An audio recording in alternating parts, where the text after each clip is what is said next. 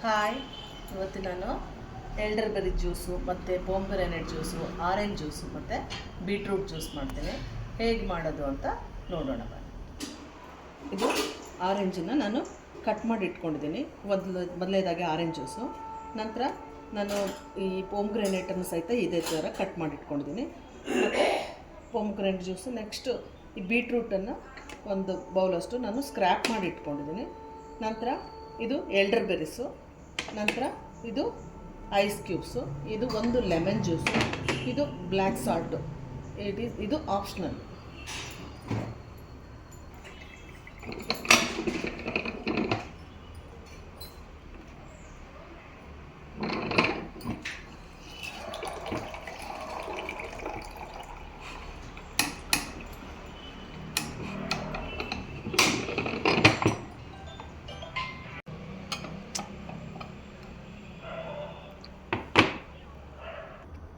ಇದು orange juice ready ಆಗಿದೆ.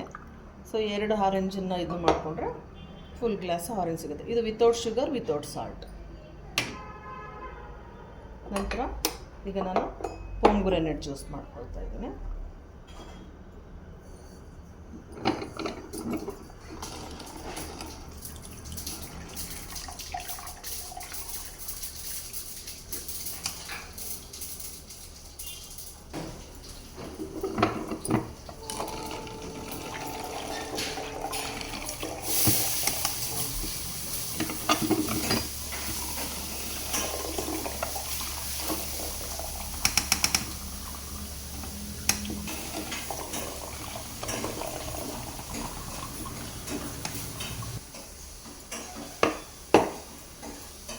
ಈಗ ಪೊಂಗ್ರೆನೇಟ್ ಜ್ಯೂಸು ರೆಡಿ ಆಗಿದೆ. ಸೊ 2 ಫ್ರೂಟ್ಸ್ ತೊಗೊಂಡ್ರಿಂದ 1 ಗ್ಲಾಸು ಆಗಿದೆ. ಇದು ವಿತೌಟ್ ಶುಗರ್ ಯೂಸ್ ಮಾಡ್ಬೋದು, ಬೇಕು ಅಂದರೆ ಬ್ಲ್ಯಾಕ್ ಸಾಲ್ಟ್ ಹಾಕ್ಕೊಳ್ಬೋದು.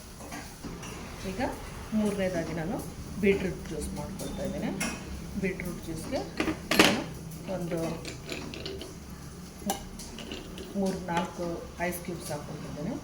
ನಂತರ ಒಂದು ಅರ್ಧ ಕಪ್ಪಷ್ಟು ವಾಟ್ರನ್ನು ಮಿಕ್ಸ್ ಮಾಡ್ಕೊಳ್ತಾ ಇದ್ದೀನಿ.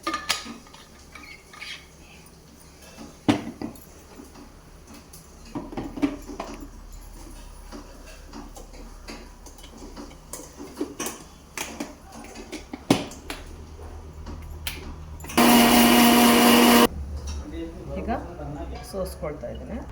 ಈಗ ಬೀಟ್ರೂಟ್ ಜ್ಯೂಸು ರೆಡಿ ಆಗಿದೆ. ಇದು ಸಹಿತ ವಿತೌಟ್ ಶುಗರ್, ವಿತೌಟ್ ಸಾಲ್ಟು.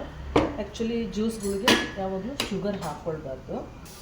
ಈಗ ಎಲ್ಡರ್ಬೆರಿಸ್ ಹಾಕ್ಕೊಳ್ತಾ ಇದ್ದೀನಿ ನಾನು. ನಂತರ ಒಂದು 4-5 ಐಸ್ ಕ್ಯೂಬ್ ಹಾಕ್ಕೊಳ್ತಾ ಇದ್ದೀನಿ. ನಂತರ ಒಂದು ಅರ್ಧ ಕಪ್ಪಷ್ಟು ವಾಟ್ರ್ ಹಾಕ್ಕೊಳ್ತಾ ಇದ್ದೀನಿ.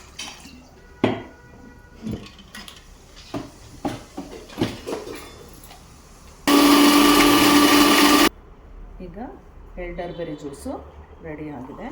ನಾನು ಗ್ಲಾಸಿಗೆ ಹಾಕ್ಕೊಳ್ತಾ ಇದ್ದೀನಿ.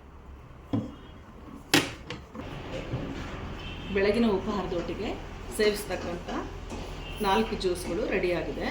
ಈ ಎಲ್ಲ ಜ್ಯೂಸ್ಗಳಿಗೆ ಸಕ್ಕರೆ ಹಾಕ್ಕೊಳ್ದಲೇ ಸೇವಿಸೋದು ಆರೋಗ್ಯಕ್ಕೆ ಒಳ್ಳೆಯದು.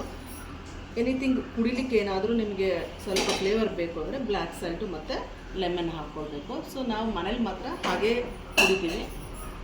ನೀವು ಈ ಮನೆಯಲ್ಲಿ ಇದೇ ಥರ ಮಾಡಿ ಟೇಸ್ಟ್ ಮಾಡಿ ನೋಡಿ. ಲೈಕ್ ಮಾಡಿ, ಶೇರ್ ಮಾಡಿ. Bye bye. Thank you.